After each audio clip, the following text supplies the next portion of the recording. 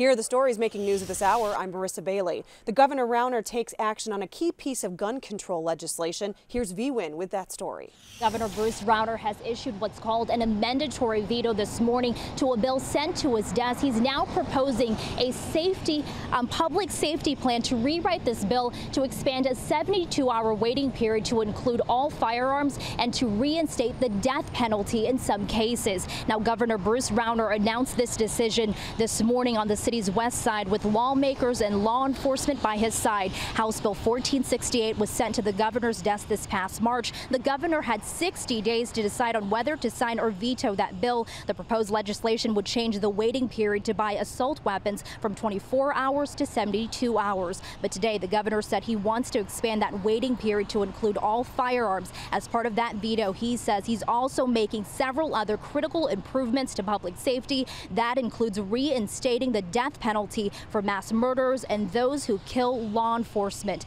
ban bump stocks and trigger cranks. He's also recommending a firearm restraining order to keep guns away from dangerous people, make judges and prosecutors more accountable and transparent when it comes to plea agreements, and to allow schools to hire resource officers and mental health workers so they can help to prevent any student violence.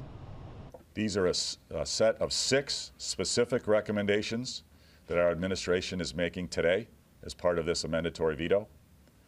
We are calling on the General Assembly to act quickly on our veto and our recommendations. But this is just an initial set. We applaud the work of our bipartisan public safety working group. They are continuing to evaluate additional actions.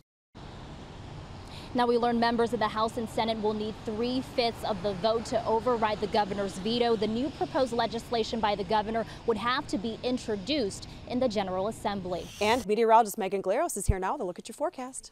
Hey there, everybody. We do have a chance of storms out there today. In fact, a slight risk according to the Storm Prediction Center across the yellow shaded areas. So they've tightened it a little bit now, excluding some of my far northern counties, but the rest of the area still within the slight risk zone. So that's where we have a little more concern about there being some strong to possibly severe storms out there. Weather Watch forecast takes us out with highs in the upper 70s today. So actually a pretty nice day. Could get a little bit of sunshine, but that sunshine actually just helps to lead to more storms firing up in the back half of the afternoon and evening. And then we've got temperatures in the 70s pretty much across the board this week. Not too bad, but definitely some bouts with rain. So make sure you keep the umbrellas handy.